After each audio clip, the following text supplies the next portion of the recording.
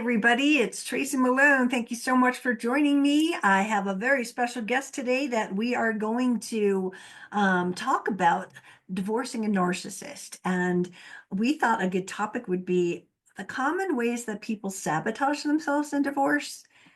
I just don't want you to make these bad choices. So I brought in Ronald Bavero, who is a lawyer for 45 years and has all this expertise that he's going to share with us.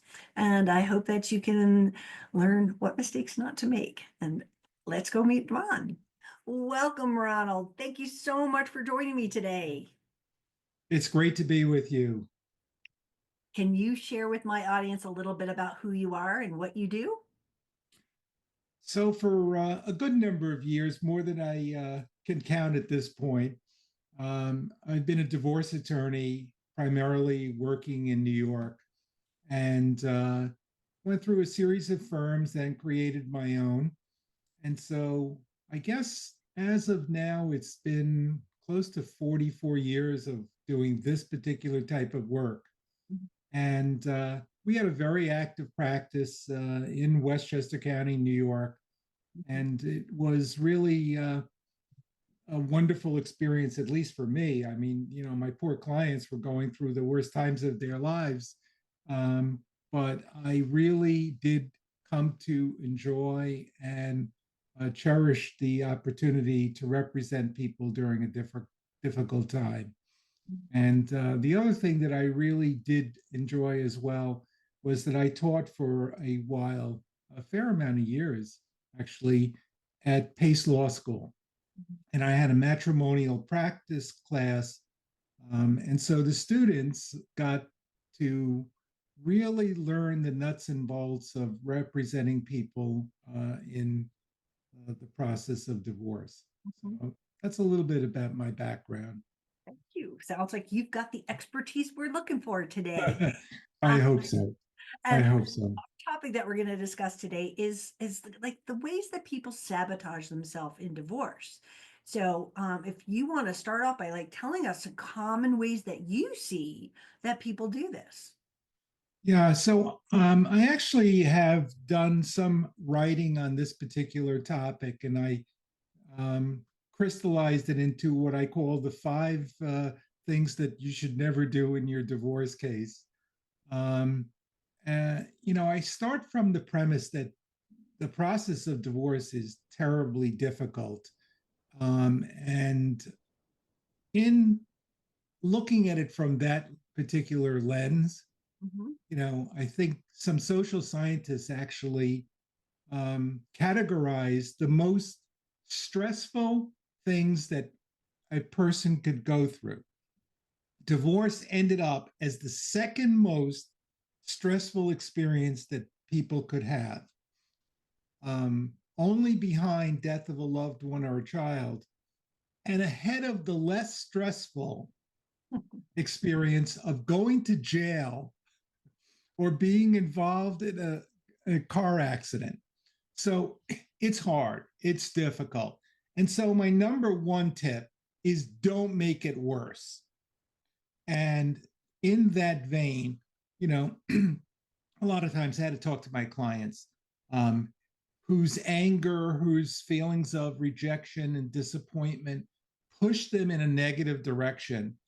And so, one of the ways in which this manifests itself is people who begin the process of divorce trying to get back at the other side or humiliate them.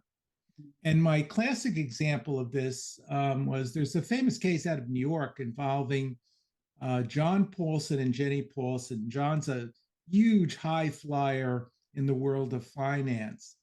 And it seems that in their, you know, beginning of the process of divorce, John had the incredibly poor judgment to begin his affair with his, girlfriend. And it was published on page 6 of the New York Post. And that's how Jenny learned about this. Wow. So it's not like, he had the conversation, I really want a divorce, or, I don't think things are going well. But splashed all over the front pages of the newspaper is his affair with his girlfriend at the time. And Penny and Jenny actually said, she said, I learned about this divorce by reading page 6.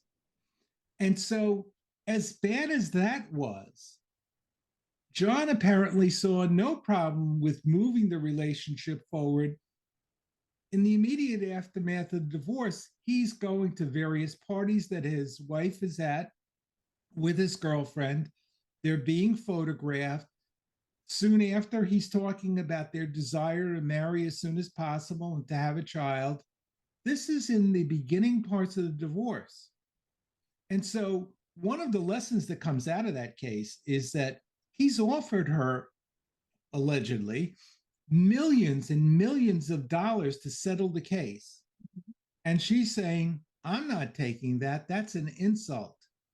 And the translation of that is, I'm paying you back now as well for what you did. You humiliated me. And this is not going to go easy. I don't care how much money you ask, you put out there. And so this case has been going on for 4 years, 5 years, and I don't even think it's still settled. So humiliating your spouse is a big no-no.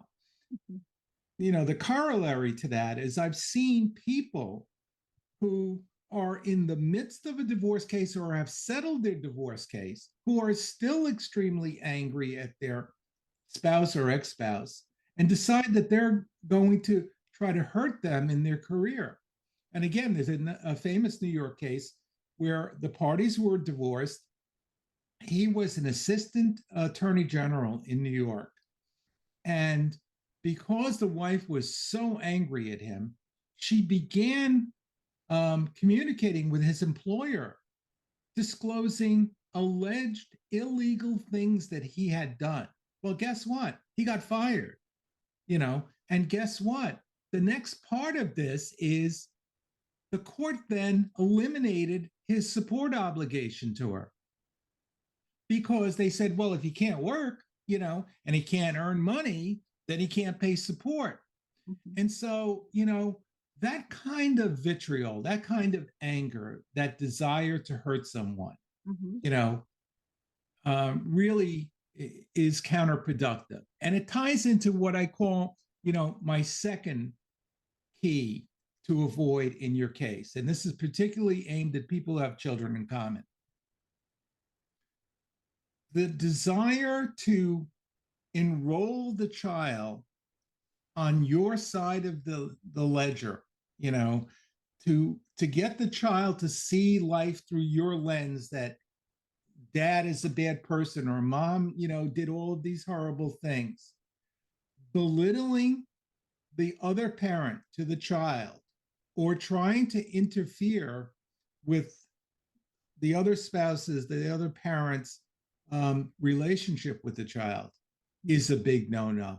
Mm-hmm. I mean, all you're going to do is make this case more difficult, more costly, and most importantly, there's a real chance that the child or the children are going to come out of this process even more wounded than they needed to be. I mean, there aren't many situations where children walk away unscathed from a divorce. Mm-hmm. There's always something. As well as the parents could possibly handle it, it ends up hurting.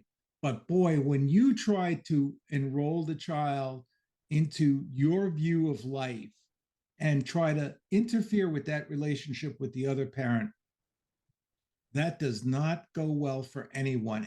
And P.S., if I haven't prevailed upon people to avoid this from the viewpoint of don't do this to your children, here's an extra incentive. Judges hate when they see this. When they see one parent doing this to the other, they tend to take it out against the offending parent in terms of division of assets, in terms of support, in terms of custody and visitation. It's a big no-no. Mm-hmm. Um, so the third thing is allowing your anger to influence your decisions. Yeah. Now, this is really tough. I mean, anybody who's been through, you know, a divorce or a separation knows how intense it can become, how angry you can become. Um, but you have to really try your best to not allow your anger, rejection, or disappointment to influence the particularly the economic decisions that you have to make in your case, you know, or the custody decisions you have to make in your case. And I see this time after time, you know, and so the measuring stick that people sometimes use is, well, if it's good for him, it must be bad for me. you know, that becomes the default.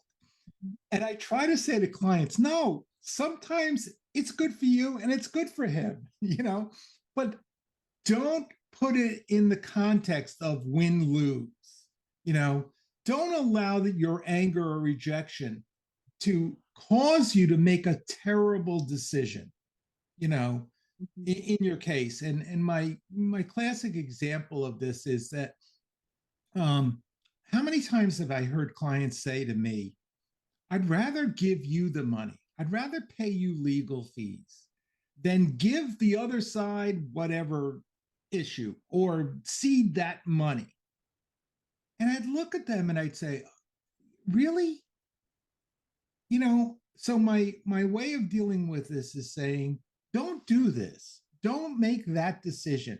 You can either put your kids through college or you could put my kids through college, whichever you like. You know, whichever you like to do is okay with me. And it was a way to say to them, make the smart decision, Mhm. you know, and that becomes very tough, you know, in in the context of divorce, you know. Um, so while we're on that, you know, I can't tell you the number of times that people talk about winning their divorce case. Mhm. People come into my office and say, have you won most of your cases? And I'm saying to myself, yeah, I've won most of my cases, almost all of them. After all, what's winning? Nobody died under my watch, So I guess I won all my cases. And the answer is there is no winning your divorce case. Mhm. You simply survive it, Mhm. you know, and if you can get to the end of the case with your integrity and personhood and ability to go on with your economic life and keep your important relationships intact, that's as good as it's going to get because there is no winning a divorce case. There's no such thing.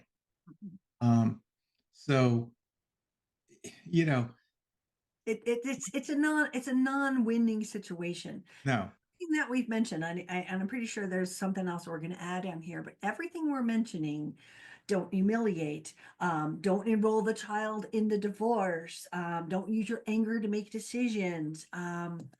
Those are everything a narcissist does. yeah, and They combat absolutely, absolutely. And you can tell when they walk into your office for the consultation, you know, you know who you're dealing with because in the consultation, that's the language that they're using, you know. Well, how do I avoid losing, you know, more than 50% of my assets and all of these things. It's always winning. I want to make sure that my wife, never sees the kids or my husband never sees the kids again. That kind of scorched earth language comes out very early in the consultation. And frankly, when I hear it, thank God, I'm knocking on my, wood. I don't have to take every case, you Mhm. know? And so when I get the feeling that we're not going to work and play well together, I tell the people, I'm sorry, I don't think I'm your person. I think you really should, go seek another consultation with somebody else. And I have done that a number of times because I just don't want to be in that position Right. where, you're representing someone who's intent not only on winning, but destroying the other side. I mean, that's really, So what does someone do in this case with if their narcissist is going in and rolling the children to yeah, against them, put yeah, that stuff out there? What do you yeah. counsel someone who might be against the narcissist in all of these situations? Okay. So all of the things that we've been talking about, the tips, how do you deal with the narcissist, begins with finding the right person to represent you. You really need someone who's bright, practical, willing to disagree with you, who has the skills, not only in terms of knowing what the law is in this field, but the skills to, if necessary, go to court and try the case if it has to be. Because when we come up against a narcissist, guess what? You know, they're going to hire the person. As I always say, people hire who they are in a Wow. divorce case. People hire who they are, right? So the narcissist, guess who he's hiring? You know, he's not hiring, Miss Holly Golightly, he's hiring the person that's going to carry his banner and go and enter the arena and, make sure that that person wins. So picking the right attorney is critical. Whether you're dealing with a narcissist or not, you know, you still need to find that person who's willing to listen to you, understands, your situation, but is there to counsel you. I'm not here to, to deal with all of the emotional issues. I'm here to get you to make a smart decision in the areas that you need to decide, whether it's finance or custody, or make the smart decision.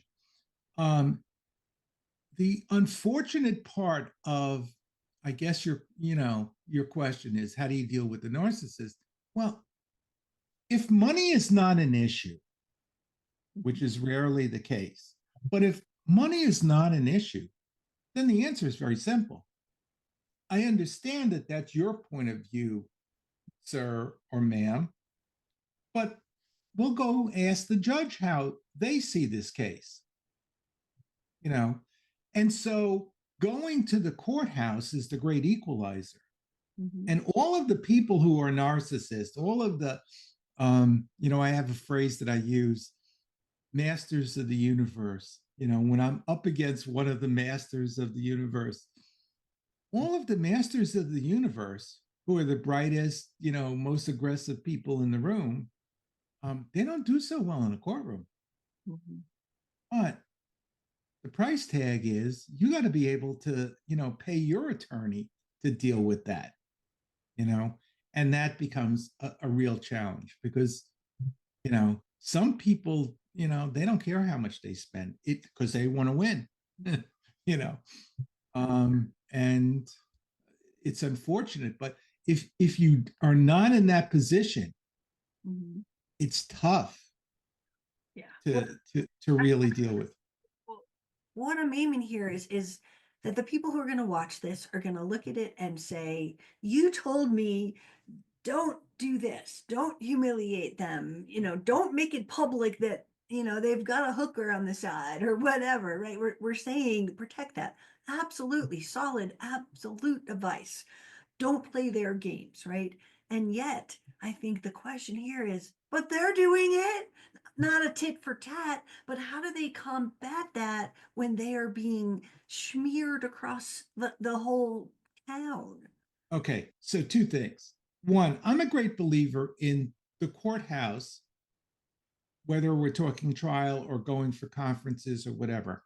The courthouse is the great equalizer, Mhm. that people can take whatever positions they want. They can do the silly things if they want, but it's not going to play well in the courthouse. Mm. You know, it's just not. And so that's an important thing. And the other thing is when I'm talking to a client and I'm urging a certain path or strategy, and they're resisting me, and they're saying the very things that you said, but he's getting away with that. But she's never done, she never listens to the court order. Mhm. I go back and I say, I want to ask you a question. Okay, what's the question? Would you rather be you at the end of this case, or would you rather be him or her? Mhm. Okay. And so sometimes people think about this and they say, yeah, I don't want to be him. I don't want to be her. I don't want to live like that, you know? Um, and sometimes it does draw people back and get them to the place that they need to be to make the smart decision. I tell people when this happens and you're being the good one and not crossing any of these lines we've discussed, I always go, thank you for the evidence. You Yes. put together, patterns of all the crazy that they're doing. So it's not they just did this once.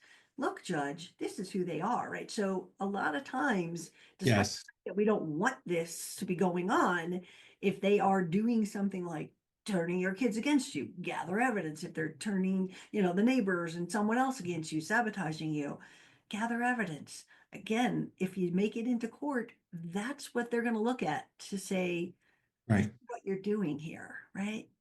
Yeah. And if the person, going into the case is a miserable, difficult, terrible person, well, guess what? That's what they're going to be afterwards. And so the success of your case was that you don't have to play in that sandbox anymore. Yeah, yeah. You know? I wrote down some things that I wanted to kind of share that I see are some of the ways that people sabotage their divorce with a narcissist is to they listen to the narcissist Oh promise. yeah. They sit there, it's gaslighting. Oh, don't worry, I'll take care of you. You're going to be fine. Just all of those things that they are trying to take you off your game by giving you this false assurance so that you're secure. And while you're secure, they are out there getting their ducks in a row, hiding assets, doing all these things. So, you know, if they making these kind of promises, what can they Yeah. do? What are they going to do? They're like, if someone is believing the narc promises that are just lies, which we know they are, the key is to go, what's the truth? Because I don't want them to learn it 3 months later and really go, this is what that means and that sort of thing. But I also think that fighting all the narcissist battles, because that's another Oh, strategy, yeah. Right. is Right. throw so much at the wall that you don't even know what's coming. You don't Yeah. have a Yeah. chance, you get buried by it. And I fought, I had 7 trials in my divorce and I Good. fought every battle. It was like, oh, you stole money. I'm like, I did. Where did I steal money? Oh, let's have a trial. Oh yeah, you didn't. Okay, next. We went and fought every battle, and I wasn't his kid. There was no fight over that. And so Right. I fought battles I should have never engaged in because they would meant nothing to Yes. actual Yes. result. Yeah. Those are really important points about really pick your fights. You know, you don't have to engage in every fight. You know, you could say, I'm sorry, I just choose not to fight about that. Okay. Um, and here's the other thing. As much as gaslighting is a real problem in that kind of relationship, I found that the negative messaging was equally harmful. And what I mean by that, the constant message from the narcissist to the other person, nobody will believe you. Mhm. You know, I deal with judges all the time. I deal in the business world, all the time. Nobody's going to believe that, this or that when they hear it from you. I had one wonderful client. She was actually a client, an indigent client who was assigned to me, and um, her husband was a court officer.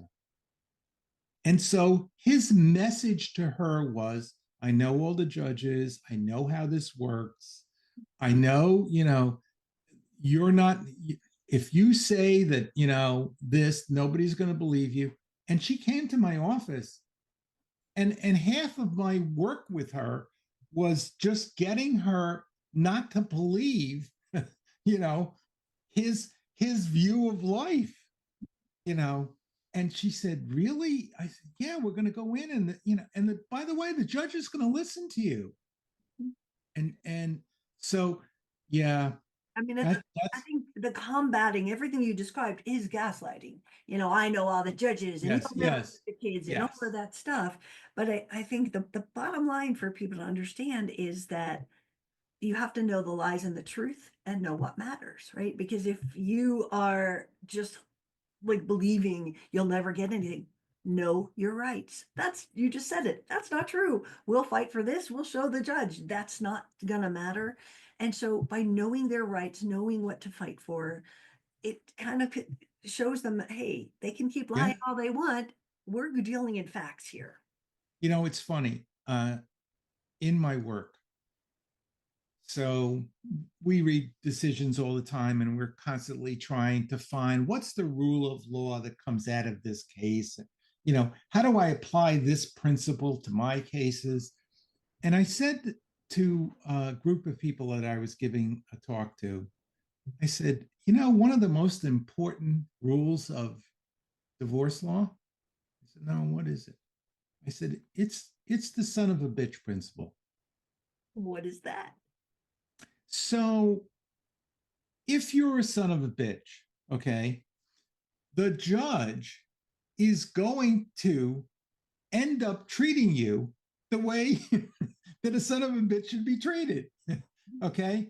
And he's going to suspend the rule of law, which he would otherwise have applied, okay, in order to deal with you. Mm-hmm. And I see it, like I read decisions and I go, hey, this is a interesting decision. It didn't follow the pattern. You know, all these other cases said X, but here they carved out like a little exception Y. Why did they do that? Because he was a son of a bitch. Okay. And the judges have discretion, and they exercise that discretion to make sure that the son of a bitch, gets it. Now, and I'm not being sexist about this, because this rule applies both to men and women. Oh yeah. Okay. If you're the difficult one, the judge is going to take it out on you too. Mm-hmm. Yeah. But it's something to be aware of. And one, in line with what you've been saying, it's hard for people who have been in these you know different power relationships Mm-hmm. to believe that the judge is really going to come down hard on this other person. After all, they always win, or they always get away with it. you Mm-hmm. know but it is a principle that I am firmly convinced of after 44 years of doing divorce practice, that the judge will in fact exercise discretion when they need to make sure the case comes out the way it should come out. That's a good thing to think about and dream about and hope for. Yes, it should only happen. I Yeah. know. Ronald, tell us how people can find out more about you or reach you, or where your website is. Okay, so my website is basically, if you go to any browser and you type in divorced with a D on the end of it, divorced ever after, that's my website. And on my website, I have lots of blogs that I've written, always with a view toward helping people understand something that they need to know in regard to, their cases. And so the website has lots of blogs. It has information about my book. And I have my book, which is entitled An Elephant Doesn't Marry a Giraffe: Everything I Learned as a Divorce Attorney. Nice. And so, my book is filled with actual stories from my professional life, which not only share a real slice of life of what divorce cases are like. But I also use these cases, which people, have found to be interesting and in many instances funny, um, to use that as a platform to talk to people about what you should do and not do. Mm. So, the book is gotten rave reviews. Thank you to all my readers. Um, it's almost 100% 5-star review, Uh-huh. you know, Nice. um, which is kind of interesting because, Amazon and Barnes and Noble and all those places, they don't let you um, have your relatives send in reviews. These are actual purchases by verified, people. But in any event, it's really been a journey that I have enjoyed doing, because my background was partly a teacher. And so I wanted to share some of the experiences and thoughts that I have about this field. Well, I'm suggesting we'll put a link down below to the book, and I'm suggesting that anyone look up his blogs. He's got a lot of really helpful information out there. And thank you, Ronald, for being here today. Oh, thank you very much, Tracy. And, I commend you also for the work you're doing. We all work in this vineyard, in different capacities, but, all of us are doing it for the same reason, which is, helping people through a very difficult period in their lives. So, Absolutely. Thank you. yes, thank you. Thank you. It's a pleasure as always. I hope you guys found that helpful. He's pretty smart, isn't he? I love it when we talk to lawyers that really know their stuff. And I'm so grateful. His information will be down below. If you are looking at divorcing a narcissist, please remember, I forgot to pull it out. Please remember, my book is Divorcing Your Narcissist. You can't make this shit up. And I will see you on the next episode. Thank you so much.